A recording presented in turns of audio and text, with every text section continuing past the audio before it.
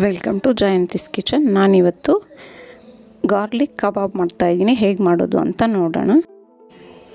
ಈಗ ಇದಕ್ಕೆ 1 ಗಡ್ಡೆ ಬೆಳ್ಳುಳ್ಳಿ, 1 ಟೇಬಲ್ ಸ್ಪೂನ್ ಕರಿಬೇವು, 2 ಲವಂಗ, ಒಂದು ಸ್ವಲ್ಪ ಚಕ್ಕೆ, ಒಂದು 10 ಹಸಿಮೆಣಸಿನ್ಕಾಯಿ, ಒಂದು ಸ್ವಲ್ಪ ಶುಂಠಿ, ಇದನ್ನೆಲ್ಲ ನುಣ್ಣಗೆ ಪೇಸ್ಟ್ ಮಾಡ್ಕೊಳ್ಳೋಣ. ಈಗ ಒಂದು 3 ಟೇಬಲ್ ಸ್ಪೂನಷ್ಟು ಕಾರ್ನ್ ಫ್ಲೋರ್ ಸೇರಿಸ್ಕೊತಾ ಇದ್ದೀನಿ ಒಂದು ಬಟ್ಲಿಗೆ. ಈಗ ಇದಕ್ಕೆ ಕಡಲೆ ಹಸಿಟ್ಟು 1-2 ಟೇಬಲ್ ಸ್ಪೂನ್ ಸೇರಿಸ್ಕೊತಾ ಇದ್ದೀನಿ. ಅಕ್ಕಿ ಹಸಿಟ್ಟು 1-2 ಟೇಬಲ್ ಸ್ಪೂನ್ ಸೇರಿಸ್ಕೊತಾ ಇದ್ದೀನಿ. ಆಮೇಲೆ ಕಸ್ತೂರಿ ಮೇಥಿ ಒಂದು ಸ್ವಲ್ಪ ಸೇರಿಸ್ಕೊಳ್ಳೋಣ, ಒಂದು ಅರ್ಧ ಟೇಬಲ್ ಸ್ಪೂನಷ್ಟು. ಇದನ್ನೆಲ್ಲ ನೀಟಾಗಿ ಮಿಕ್ಸ್ ಮಾಡ್ಕೊಳ್ಳೋಣ. ಇದಕ್ಕೆ ಒಂದು 4 ಟೇಬಲ್ ಸ್ಪೂನಷ್ಟು ಮೊಸರು ಸೇರಿಸ್ಕೊತಾ ಇದ್ದೀನಿ. 1 ಟೇಬಲ್ ಸ್ಪೂನ್ ಎಣ್ಣೆ. ನಾನೊಂದು 300 ಗ್ರಾಮ್ ಚಿಕನ್ ಆಗೋಷ್ಟು ತೊಗೊಂಡಿದ್ದೀನಿ. ಇದನ್ನೆಲ್ಲ ನೀಟಾಗಿ ಮಿಕ್ಸ್ ಮಾಡ್ಕೊಳ್ಳೋಣ. ಉಂಡೆ ಬರ್ದಂಗೆ ನೀಟಾಗಿ ಮಿಕ್ಸ್ ಆಗಬೇಕಿದೆಲ್ಲ.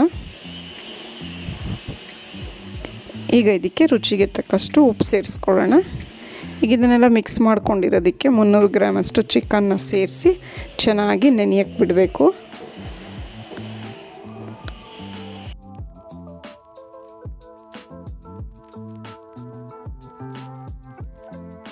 ಈಗ ಇದಕ್ಕೆ ನಾವು ರುಬ್ಕೊಂಡಿದ್ದಂಥ ಶುಂಠಿ ಬೆಳ್ಳುಳ್ಳಿ ಪೇಸ್ಟ್ನೆಲ್ಲ ಸೇರಿಸ್ಕೊಳ್ಳೋಣ. ಇದನ್ನು ಚೆನ್ನಾಗಿ ಮಿಕ್ಸ್ ಮಾಡ್ಕೊಬೇಕು.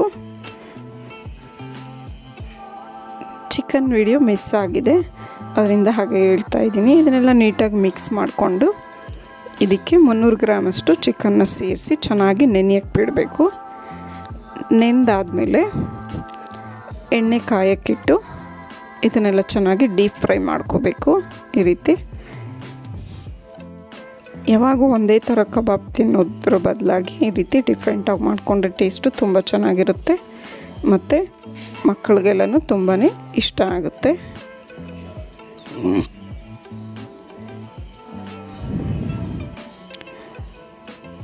ಇದು ಗೋಲ್ಡನ್ ಬ್ರೌನ್ ಬರೋವರೆಗೂ ಚೆನ್ನಾಗಿ ಫ್ರೈ ಮಾಡ್ಕೊಬೇಕು. ಈಗ ರುಚಿಕರವಾದ ಕಬಾಬ್ ರೆಡಿ ಆಗ್ತಾ ಇದೆ. ನಿಮಗೆ ವಿಡಿಯೋ ಇಷ್ಟ ಆದರೆ ಲೈಕ್, ಶೇರ್ ಆ್ಯಂಡ್ ಸಬ್ಸ್ಕ್ರೈಬ್ ಮಾಡಿ. ನಿಮ್ಮ ಅನಿಸಿಕೆ ಅಭಿಪ್ರಾಯವನ್ನು ಕಮೆಂಟ್ಸ್ ಮೂಲಕ ತಿಳಿಸಿ.